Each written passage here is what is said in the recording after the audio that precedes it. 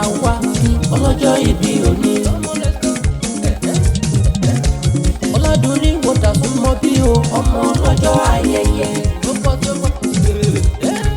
Ìwọ ló kó wá síta lónìí sẹ́ bí ọmọ ìjọ mẹ́jọ.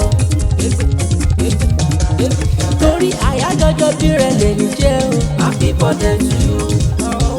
Èrò ẹja lọ kí ọ̀run. Happy birthday to you. Pretty lady rọ̀ bí. Happy birthday to you. Ọládùnní.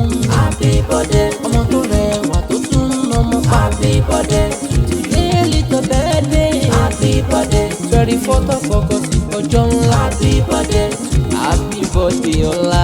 Happy birthday to you. Ọlá ìgbẹ̀yìn ṣáàlì ilé fọ́dá rẹ̀ máa tẹ̀lé ẹ̀. Ọmọ ojoorí ló mọ̀ pé ó ọmọ ṣìkìtì ẹ̀yìn ni. Ọmọ arówó rá àrẹ̀sọ̀dá ṣálọ̀ ń pè é sẹ́.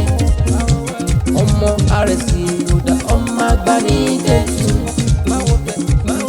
Ọmọ ẹlẹ́wù wọ̀nyíwọ̀nyí lọ pẹ̀lú bá tó bí lọ́mọ. Ọmọ dúdú ọwọ́ ọkùnrin pa ọwọ́ àwẹ̀rẹ̀ bàbá ọ̀dọ́ láṣọ. Ọmọ olóbí kan wọ̀wọ́ ti rí wọ́ ọwọ́ ti rí wọ́ nílé. Òbí tó fẹ́ tẹni àwọn sápò ẹni èyí tí ó fẹ́ tẹni tẹ́ láwọn sínú igbó.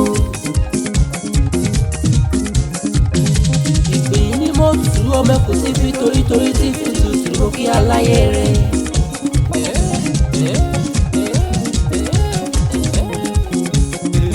Ọlá la wá. Happy birthday to you. Ọmọ tó rẹwà tó ń lọ́mọ. Happy birthday to you. Ọmọ tó jọ dájí. Happy birthday.